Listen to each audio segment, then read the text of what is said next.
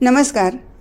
श्री राजेंद्र खेर लिखित देह झाला चंदनाचा ही परमपूज्य पांडुरंग शास्त्री आठवले यांच्या जीवन कार्यावर आधारित रससिद्ध कादंबरी आपण वाचत आहोत. आज आपण 10व्या प्रकरणातला पुढचा भाग वाचायला घेतो आहोत. दुपारचे 12:30 वाजून गेले तरी पांडुरंग शास्त्री घरी परतले नव्हते. रविवारचं सगळं प्रवचन झालं म्हणजे 12-12:30 वाजेपर्यंत ते घरी परतायचे. पण आज त्यांना उशीर झाला होता. निर्मलाताई त्यांचीच वाट बघत बसल्या होत्या. सकाळची कामं त्यांनी एव्हाना आवरली होती. स्वयंपाक तयार झाला होता. तात्यांना आणि आईंना त्यांनी अगोदरच वाढून दिलं होतं. तात्यांच्या पायाला काही दिवसापूर्वी जखम झाली होती. मधुमेहामुळे ती चांगलीच चिघळली होती. त्यावर उपचार चालू होते, पण गुण येत नव्हता. पायाला सतत ठणका लागलेला असे. निर्मलाताई जातीनं त्यांच्याकडे लक्ष पुरवीत असत. आई तात्यांना सांभाळून निर्मलाताई घरात येणाऱ्या जाणाऱ्याचं सुद्धा मनापासून आदरातिथ्य करायच्या. त्यावेळी पांडुरंग शास्त्रींच्या घरात माणसांचा सतत राबता असे. शेंडे, बापट हे पांडुरंग शास्त्री बरोबर रोह्याला पाठशाळेत शिकलेले विद्यार्थी देखील आठवल्यांच्याच घरी मुक्कामाला आले होते. जो आपल्या घराचा उंबरठा ओलांडून आत आला तो आपला, अशी तात्यांची शिकवण असल्यामुळे या 6 अध्यायींना घरातलं मानून पांडुरंग शास्त्रीने त्यांना आपल्या घरी ठेवून घेतलं होतं. शेंडे आता भगवद्गीता पाठशाळेतच दुपारी बालसंस्कार केंद्र घेऊ लागले होते. या 6 अध्यायींबरोबरच नातेवाईक आणि इतर पाहुणे मंडळी यांची आठवल्यांच्या घरी नेहमीच ये जा असे. त्यात खालच्या मजल्यावरच्या विहिरीतून पाणी उपसावं लागायचं. मधल्या वेळेचं खाणं पिणं, तात्यांचं सोहळं या गोष्टीमध्येही निर्मलाताई जातीनं लक्ष पुरवायच्या. संध्याकाळी त्यांनी मोठ्या हौसेनं धिरडं केलं तर त्याचा प्रत्येक तुकडा घरातल्या प्रत्येकाला त्या सारख्या वाटून द्यायच्या. वाटून खाण्याची ही तात्यांची पद्धत पार्वतीबाईंप्रमाणेच त्यांनीही विनतक्रार आणि अत्यंत आपुलकीनं पुढे चालू ठेवली होती. त्यांचे धाकटे धीर प्रभाकर पंत हेही तेव्हा तिथेच राहत होते. त्यांच्याही आवडीनिवडी त्या सांभाळायच्या. या साऱ्या गोष्टी निर्मलाताई जरा देखील कुरबुर न करता आनंदानं करायच्या. मोठ्या प्रेमानं त्या संसारधर्म पाळीत असत. त्या मानानं त्यांचं वयही फार नव्हतं, अवघं 18 वर्षाचं वय. एवढ्या लहान वयात त्यांच्या शिरावर मोठ्या संसाराची जबाबदारी येऊन पडली होती आणि ती जबाबदारी त्या यशस्वीपणानं पार पाडत होत्या. लहान वयात त्यांच्या अंगी आलेला समजूतदारपणा खरोखर वाखाणण्याजोगा होता. पहाटे लवकर उठून त्या कामाला लागायच्या. ते थेट रात्री अंथरुणावर अंग टाकलं म्हणजे त्यांना विश्रांती मिळायची. नाही म्हणायला दुपारचं स्वयंपाक पाणी आवरलं म्हणजे त्यांना थोडा वेळ उसंत मिळायची. त्या वेळात त्या कसलं तरी वाचन करायच्या किंवा पांडुरंग शास्त्रींची वाट बघत बसायच्या. पाठशाळेतून ते साधारण 12:30 वाजण्याच्या सुमारास परतायचे, परंतु त्या दिवशी ते अजूनही आले नव्हते. निर्मलाताई त्यांचीच वाट बघत बाहेरच्या खोलीत बसल्या होत्या. तेवढ्यात पांडुरंग शास्त्रींच्या चपला वरांड्यात वाजल्या. पाठोपाठ ते घरात आले. डोईवरची गांधी टोपी त्यांनी खिडकीजवळच्या टेबलावर काढून ठेवली. मग अंगातला सदरा डोक्यातून काढता काढता त्यांनी विचारलं, फार वाट पाहावी लागली ना? निर्मलाताई हसून म्हणाल्या, हो तर. किती वेळ वाट पाहायला लावायची? अगं, तो कम्युनिस्ट भेटला होता रस्त्यात. काहीतरी स्टेटमेंट्स करायला लागला. मग त्याचं बौद्धिक घेणं आलंच. पलंगावर बसलेल्या तात्याने विचारलं, कुठे घेतलं रे त्याचं बौद्धिक? रस्त्यात. अर्धा पाऊण तास भर उन्हात राहून घेतलं. एवढी आवश्यकता होती का रे? तो त्याच्या बुद्धीनं चालेल, आपण आपल्या बुद्धीनं चालावं. बिलकुल नाही. आपण बोललं नाही तर या मंडळीचं चांगलंच फावतं. अहो, या लोकांचं 4 आण्यांचं तत्त्वज्ञान. आपलं तत्त्वज्ञान म्हणजे बंदा रुपये आहे. आपलं तत्त्वज्ञान ठासून कोणी मांडत नाही. आपण आपलं त्यांचं ऐकून घेतो किंवा त्यांच्याकडे पाठ फिरवतो. म्हणून तर आजपर्यंत आपलं नुकसान झालं आहे. पण मी तसं होऊन देणार नाही. संधी मिळेल तिथे माझे विचार मांडत राहणार. तात्याने लगेच त्यावर म्हटलं, बरोबर आहे तुझं, पण एकटा दुकटा या कार्याला पुरा पडू शकणार नाही. सगळ्या धर्मप्रसारकांनी एकत्र येऊन कार्य केलं पाहिजे. कुणीही करणार नाही तात्या. शंकराचार्य, विवेकानंद यांच्यासारखे थोर पुरुष सोडले तर आपल्या संस्कृतीची ध्वजा कुणीही पुढे नेणार नाही. इथली बुवा मंडळी आपल्याच माणसांना धार्मिक गोष्टी सांगत बसणार. आपल्याच या लोकांची चूक आहे. त्यांनी धर्माला मंदिरात नाही तर कर्मकांडात अडकवून ठेवलंय. तात्या, ते ख्रिश्चन लोक बघा, केवढा धर्मप्रसार केला या लोकांनी.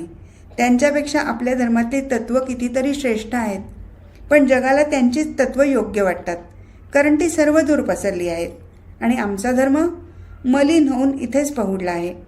आपल्या या धर्माचा जीर्णोद्धार करायला हवा, म्हणजे तो धर्म सोन्यासारखा चमकायला लागेल आणि त्याची प्रभा सर्वदूर पसरेल. पण आज मात्र आपला धर्म मंदिरातल्या आणि मठातल्या 4 भिंतींमध्ये अडकून पडलाय. ही काय मंदिरं आहेत? काय तो मंदिरातला दिखाऊपणा? तात्या, हे भ्रष्ट रूप बदलायला पाहिजे, खरोखर बदलायला पाहिजे. कोण बदलणार? कसं बदलणार? तात्यांनी शांतपणे विचारलं. त्यांच्या प्रश्नावर पांडुरंग शास्त्री काहीच बोलले नाहीत. त्यांच्या डोक्यात तेव्हा अंधार होता. मनात मात्र सतत विचार चालायचे. मी करीन ते जीर्णोद्धाराचं कार्य, पण धर्माचा जीर्णोद्धार तरी कसा करायचा? कोण मला मार्गदर्शन करील? मी एकटा काय करू शकणार? नवलकर बिल्डिंगमध्ये राहणारा मी एक साधा माणूस. जगाशी मी कुठून संपर्क साधणार? त्यांना माझ्या धर्माचं महत्त्व तरी कसं समजावून सांगणार? जागतिक पातळीवर मला बोलवणार तरी कोण आणि कशासाठी? पांडुरंग शास्त्रींच्या मनात नेहमीच असे प्रश्न उठायचे. का आणि का? या प्रश्नांना तर त्यांचा पिच्छा पुरवला होता. त्या प्रश्नाचं उत्तर त्यांना सापडत नव्हतं. मार्ग मिळत नव्हता किंवा मार्गदर्शक गवसत नव्हता. अखंड वाचनानं तर त्यांच्या प्रश्नांमध्ये आणखीनच भर पडत असे. मग आपल्या धर्माचा जीर्णोद्धार करण्याची अत्यंतिक इच्छा त्यांच्या मनात निर्माण होत असे. एखादी गोष्ट करण्याची मनात अत्यंतिक इच्छा असणं, पण ती गोष्ट करण्यासाठी मार्ग न सापडणं, अशी मनाची चमत्कारिक अवस्था जेव्हा माणसाच्या आयुष्यात येते, तेव्हा त्याच्या मनाची चलबिचल होते. मार्ग मिळवण्याच्या खटपटीत तो नुसताच बसून राहतो. पांडुरंग शास्त्री कित्येकदा असेच भकास मनानं बसून राहायचे, नंतर पुन्हा नवीन वाचनात गळून जायचे. आताही ते तेच करणार होते. एवढ्यात निर्मलाताईंनी आतून हलकी हाक मारली. वाढू का? हो, तात्यांचं झालं ना? मगाशीच. ठीक आहे. एवढं बोलून ते तात्यांजवळ जाऊन बसले. सहजगता तात्यांचे ते पाय चेपू लागले. आई ग, काय झालं तात्या? या पायाला हात लागला तरी वेदना होतात. पांडुरंग शास्त्री त्यांच्याकडे नुसते बघत राहिले. तात्यांच्या शांत सोज्वळ मुद्रेमागचं वेदनांचं वादळ त्यांना जाणवत होतं, पण ते काहीच करू शकत नव्हते. तात्यांच्या पायावर सर्व प्रकारचे उपचार चालू होते, पण कशाचाच उपयोग होत नव्हता. शून्य दृष्टीनं पांडुरंग शास्त्री तात्यांकडे बघत असतानाच तात्या म्हणाले, अरे, तू नुसतं बघत राहू नकोस, आधी जेवून घे, दमला असशील. दमतोय कुठला तात्या? एवढ्या तेवढ्यानं दमून कसं चालेल? असं म्हणून ते खिडकीपाशी असलेल्या टेबलाजवळ गेले. बाजूच्या खुर्चीवर बसून ते टेबलावर चढले. तिथे खिडकीच्या वरच्या बाजूला एक फळी मारलेली होती. त्या फळीवर ओळीनं पुस्तकं मांडून ठेवलेली होती. पुष्कळ दुर्मिळ पुस्तकांचा पांडुरंग शास्त्रींकडे संग्रह होता. बऱ्याच वेळा ते बाहेरून आले म्हणजे त्या खिडकीजवळच्या टेबलावर चढून उभे राहायचे आणि त्या स्थितीत फळीवरचं एखादं पुस्तक तिथेच वाचत उभे राहायचे. कित्येक वेळा ते रात्री अपरात्रीसुद्धा स्वयंपाकघरात वाचन करीत बसायचे.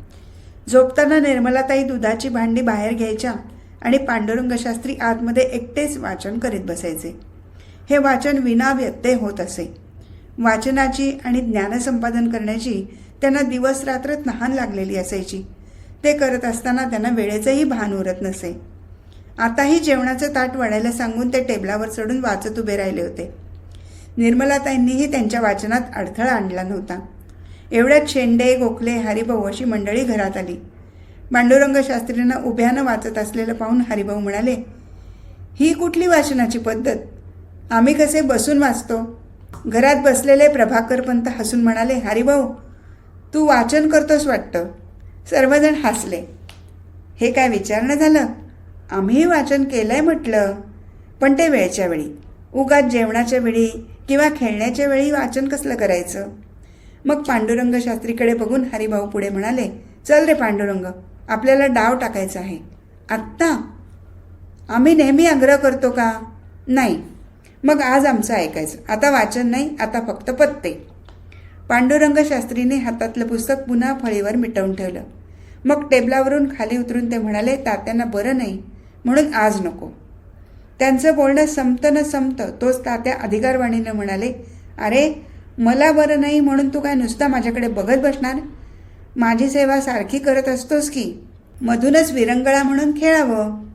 ठीक आहे, पण फक्त 2-3 डावच खेळायचे हां. आपण कुठे जास्त खेळतो, जेमतेम तासभर तर खेळतो. तुमची जेवणं झाली का? हो, केव्हाच झाली. ठीक आहे, मी जेवून घेतो, मग खेळू. हरिभाऊंनी मान डोलावली. हरिभाऊ घैसास हे पांडुरंग शास्त्रींचे मामे भाऊ. पांडुरंग शास्त्री आणि त्यांचे मामा चिंतोपंत यांच्यामध्ये फार आत्मीयता होती. मामांकडची बरीच मंडळी आकाली देवाला प्रिय झाली होती. त्यामुळे पांडुरंग शास्त्रींच्या मातोश्री पार्वतीबाई यांना वेळोवेळी मामांच्या घरात लक्ष घालावं लागे. घैसासांच्या घरात दुःख आणि कारुण्य सुप्तावस्थेत नांदत होतं. पांडुरंग शास्त्रींची मावे भावंड बऱ्याचदा दुःखसागरातून बाहेर पडून आठवल्यांच्या किनाऱ्याला येत असत. घैसास मंडळी शेजारीच राहत असल्यामुळे त्यांची आठवल्यांकडे नेहमीच ये जा असे. आताही हरेभाऊ पत्ते खेळण्याच्या निमित्ताने आले होते. पुढच्या गॅलरीत त्यांनी पत्त्यांची बैठक मांडली होती. काही वेळातच पांडुरंग शास्त्री जेवण करून आले आणि त्यांच्यामध्ये सहभागी झाले. पत्त्यांचा डाव सुरू झाला. अरे टाक आता हुकमाचं पान. ते पान कशाला टाकलंस? काहीतरी सुतारी केलीस. आता मार त्या राजाला. असे आवाज त्यांच्या खेळांमधून उठू लागले. तो डाव बघण्यात शेजारपाजारचे एक दोघे त्यांच्या भोवती जमा झाले होते. पत्त्याचा डाव बघण्यात ते रंगून गेले. पुढचा डाव चालू असताना शेजारच्या घैसास मामींनी आठवल्यांच्या घरात प्रवेश केला होता आणि आत गेल्याबरोबर मधल्या छोट्या खोलीत बसलेल्या पार्वतीबाईंना उद्देशून आश्चर्यानं म्हणाल्या होत्या, अहो पारूबाई, तुमची सून बघा पुस्तक वाचते. पांडुरंग शास्त्रींच्या कानावर एवढेच पडले तेव्हा ते हलकेच पुटपुटले, मामी, ती माझी पत्नी आहे. माझ्याप्रमाणेच ती सगळं काही वाचणार. तिच्या पाठीमागे घरची कामं नसली तर रॉयल एशियाटिक लायब्ररीसुद्धा तिनं वाचून काढली असती. चल हरिभाऊ, तुझी उतारी आली बघ. त्यांचं बोलणं पुरं व्हायच्या आतच रॉयल एशियाटिक लायब्ररीचा शिपाई गॅलरीत येऊन उभा राहिला होता. शाळेतल्या कोणीतरी पोरानं त्याला आठवल्यांचं घर दाखवलं होतं. पांडुरंग शास्त्रींचं सहजगत्या त्याच्याकडे लक्ष गेलं तेव्हा त्यांनी म्हटलं, या या, आज इकडे कसे काय? थोडं काम होतं. बसा. अहो, पाणी आणा हो त्यांना. पांडुरंग शास्त्रीने त्याला आपल्या शेजारीच बसवून घेतलं. निर्मलाताईंनी त्या शिपायाला पाणी आणून दिलं. पाणी पिऊन झाल्यावर त्यांना आपल्या खिशातून एक चिठ्ठी बाहेर काढली. पांडुरंग शास्त्रींच्या हाती ती चिठ्ठी देताना तो म्हणाला, लायब्ररियन साहेबांनी पाठवलंय. हे पुस्तक कुठे ठेवलंय ते त्यांना मिळत नाहीये. खूप शोधलं त्यांनी पण घावलं नाही. तुम्हाला समधी पुस्तकं माहीत आहेत म्हणून तुमच्याकडे पाठवलं. त्याच्या येण्याचा पांडुरंग शास्त्रींना उलगडा झाला होता. खरोखरच ग्रंथपालाला ते पुस्तक सापडत नव्हतं. त्या भव्य लायब्ररीत त्यानं पुष्कळ शोध घेतला होता पण पुस्तक काही मिळत नव्हतं. कुणा अभ्यासकाला ते तातडीनं हवं होतं. काय करावं असा प्रश्न तेव्हा या ग्रंथपालाला पडला होता. एकाएकी त्याला पांडुरंग शास्त्रींची आठवण झाली होती. त्या प्रचंड लायब्ररीतली बहुतांशी पुस्तकं नियमित मनानं वाचणारे फक्त पांडुरंग शास्त्री आहेत हे त्याला माहीत होतं. त्यांच्या फोटोग्राफिक मेमरीविषयीसुद्धा या ग्रंथपालाला कल्पना होती. म्हणूनच त्यानं तातडीनं त्या शिपायाला चिठ्ठी देऊन पांडुरंग शास्त्रींकडे पाठवलं होतं. त्यानं आणलेली चिठ्ठी पांडुरंग शास्त्रींनी बघितली. ती बघून ते पुटपुटले, a critical history of Greek philosophy W.C. Stace. क्षणभर त्यांनी आपले नेत्र मिटून घेतले. दुसऱ्या क्षणी त्यांनी त्या शिपायाला पुस्तकाचा ठावठिकाणा सांगितला. त्यामध्ये लायब्ररीतल्या कुठल्या बाजूला, कोणत्या कपाटात, कुठल्या फळीवर ते पुस्तक ठेवलंय याचं बारकाईनं वर्णन करून सांगितलं. तो शिपाई एकदम सुखावून गेला तर बाकीची मंडळी आश्चर्यचकित होऊन गेली. शिपाई निघून गेल्यावर चिंतोपंतांनी विचारलं देखील, तुला त्या रॉयल एशियाटिक लायब्ररीतलं कुठलं पुस्तक कुठे ठेवलंय हे सुद्धा माहीत आहे? हो, आता वाचनच करत असतो ना मी तिथे, मग आपोआप माहीत होतं. अरे तू वाचन करतोस आणि ग्रंथपाल ते पुस्तक जागच्या जागी ठेवतो, तरी पुस्तकाची जागा त्याच्या लक्षात राहत नाही आणि तुझ्या लक्षात राहते. अरे तो सवयीचा भाग आहे, जाऊ दे, पान टाकतो. तो विषय त्याने तिथे थांबवला. स्वतःचं कौतुक करून घ्यायची त्यांना सवय नव्हती. स्वतःबद्दल कुणी गौरवानं चर्चा केलेली सुद्धा त्यांना आवडत नसे. खरं म्हणजे फोटोग्राफिक मेमरी यासारखी स्मरणशक्ती लाभली असताना आणि भारतीय तसंच पाश्चात्य तत्त्वज्ञानाचं एवढं ज्ञानभांडार डोक्यात जमा केलेलं असताना कुणीही माणूस हुशारून गेला असता. वेळोवेळी त्यानं स्वतःचं कौतुक करून घेतलं असतं. रॉयल एशियाटिक लायब्ररीमध्ये पसरलेल्या ज्ञानसागरातला प्रत्येक थेंब माहीत असणं ही गोष्ट तशी कौतुकास्पदच होती, परंतु ते कौतुकही त्यांना नको असायचं. आपलं असामान्यत्व त्यांना सामान्यत्वात दडपून ठेवायचं होतं. सामान्य माणसाबरोबर सामान्य बनूनच राहायचं होतं. म्हणूनच त्यांनी चिंतोपंतांना वेळीच आवरलं होतं आणि पुन्हा पत्त्याच्या सामान्य डावात ते स्वतः रंगून गेले होते. मग तो विषय कुणीही लांबवला नव्हता, पण मनातून मात्र प्रत्येकजण चकित होऊन गेला होता. एव्हाना अर्धा तास निघून गेला होता. पत्त्याचा डावही रंगात आला होता. तेवढ्यात निर्मलाताईंनी आतून हाक मारली. पाठोपाठ प्रभाकरही ओरडला, दादा, तात्यांना बरं वाटत नाहीये. हातातले पत्ते भिरकावून पांडुरंग शास्त्री त्वरेनं जागेवरून उठले, तीरासारखे आत गेले. तात्यांजवळ बसून त्यांनी त्यांची विचारपूस केली. तात्यांच्या डोळ्यापुढे अंधारी येत होती. मधूनच दिसेनासं होत होतं. पायाच्या जखमांचं दुःख असह्य होत होतं. मधुमेहामुळे हा सारा त्रास होत होता. डॉक्टरांचं औषध सुरू होतं, पण गुण येत नव्हता, कारण तो विकारच तसा होता, अखेरच्या क्षणापर्यंत सोबती बनून राहणारा. तात्यांच्या अवस्थेकडे बघून पांडुरंग शास्त्रीने विचारलं, तात्या, फार त्रास होतोय का? डॉक्टरांना बोलवणं धाडतो. तात्यांनी संमती दिली. लगेचच कुणीतरी डॉक्टर परचुरेंना निरोप दिला. काही वेळातच डॉक्टर परचुरे नवलकर बिल्डिंगमध्ये येऊन पोचले. तात्यांना त्यांनी रीतसर तपासलं. मग पांडुरंग शास्त्रींना बाजूला घेत ते म्हणाले, यांना आता हॉस्पिटलमध्येच हलवलं पाहिजे, दुसरा इलाज नाही. पांडुरंग शास्त्रींच्या छातीत धस्स झालं. पण क्षणभरच. जे नशिबात आलंय ते भोगायलाच पाहिजे. भगवंतानं जो डाव आता हाती दिलाय तो खेळलाच पाहिजे, असा विचार करून ते मोठ्या धैर्यानं पुढच्या कार्याला लागले. वेळ प्रसंगी असं धैर्य परमेश्वरच माणसाला देत असतो. थोड्याच अवधीत त्यांनी तात्यांना हॉस्पिटलमध्ये दाखल केलं. पुढे काय होणार होतं हे फक्त परमेश्वरालाच ठाऊक होतं. हे प्रकरण इथेच संपलं. हरिओम तत्सत.